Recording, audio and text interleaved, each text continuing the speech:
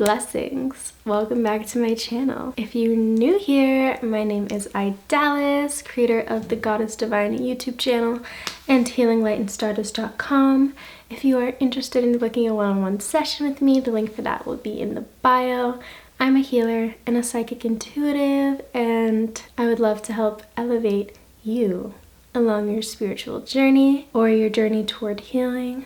Speaking of all of the above, today's video is going to be all about Pleiadian star seeds, which is a topic that I feel deeply connected to for obvious reasons. And by the end of this video, you will find out if you too are connected to the star system, are connected to these galactic beings. So if you are interested in learning more about the Pleiadians, then please keep on watching.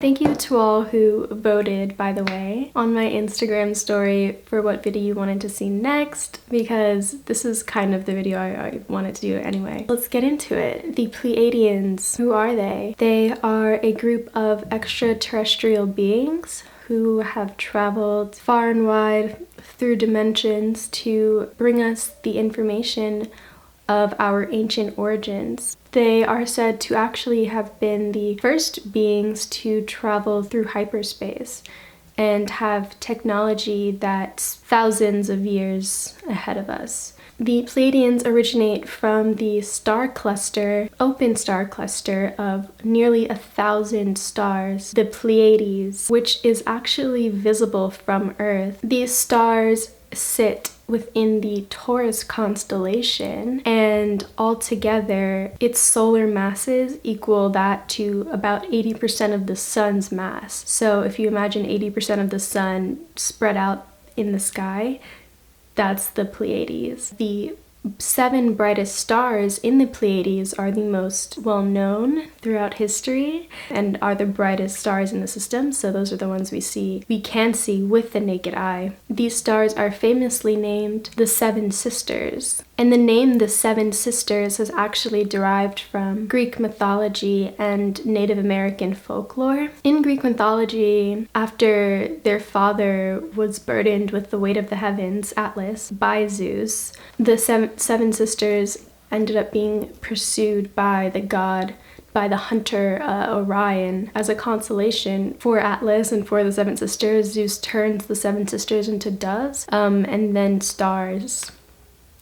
And in the northern hemisphere, if you actually want to see the Pleiades, you first have to look toward the south, look for Orion. If you follow Orion's belt, you'll then be able to find the Pleiades. It says that he still pursues the seven sisters to this day across the sky. If you do try to find the star system, it's common to only see 6. Only people with really good eyesight are able to see all 7, so yeah. In Native American folklore, the myth is somewhat similar. There were 7 sisters by a lake or a river, and a bear ends up, like a ferocious bear ends up chasing one of the sisters. One of the sisters bows down and begs God to help save them. The ground magically raises. The bear, tries to get to the sisters but doesn't, and its claw ends up creating, I think it's called the Devil's Tower, somewhere in the Midwest, and then to save them, God turns them into stars? I don't know. But cultures all over the world have recognized the importance of these stars. The Pyramid of the Sun near Mexico City in Teotihuacan. Anyway, the Pyramid of the Sun near Mexico City was famously aligned to the Pleiades as well. This connection to the Pleiades is nothing new. There aren't just like alien life forms popping up and being like, hey, it's kind of been an ongoing communion since the dawn of humankind. So these beings, what they look like is kind of representative of what their star cluster looks like, right? Just these blue, bright, energetic forces. You'll hear a lot of people describe these beings as being racially specific, but they haven't showed up in my reality as human-like. They've showed up in my reality as just pure energy. And I think you can be anyone and feel connected to the star system, as they have been connected to different cultures all across the world.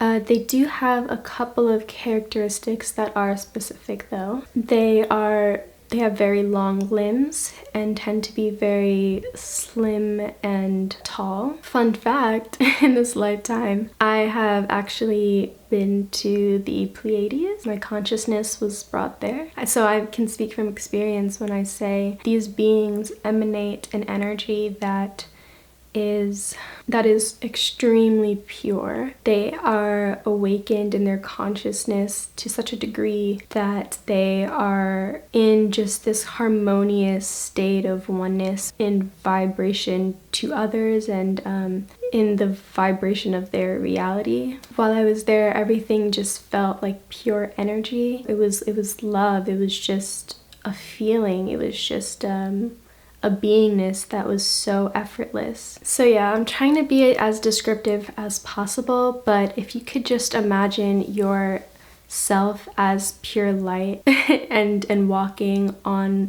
pure light and seeing other beings as reflections of you, of that same light, and just being in that pure presence of it, that's what being in that dimensional frequency was like. So they communicate telepathically, you know, through just like pure emotion, I would say. They have a very calming presence, a very almost healing presence, and communicate very directly, exactly as they are, and aren't very wavering in that expression. So the Pleiadians are also very musical and are very elevated in the realm of music and dance. They also have come here to help push the evolvement of holograms and technology. So yes, the Pleiadians have returned to Earth to help elevate consciousness and reawaken new levels of awareness within humanity. They are part of the Intergalactic Federation of Light. And the reason I say return is because the Pleiadians were part of the first colonies that took root on planet Earth and had to do with the mutation of our own DNA. If you aren't already aware, there are huge faults within Dari's theory of evolution. The main one being that if we did evolve from monkeys, why would we have lost our fur to then have to kill animals and put their fur on us, right? And how do we always depict aliens?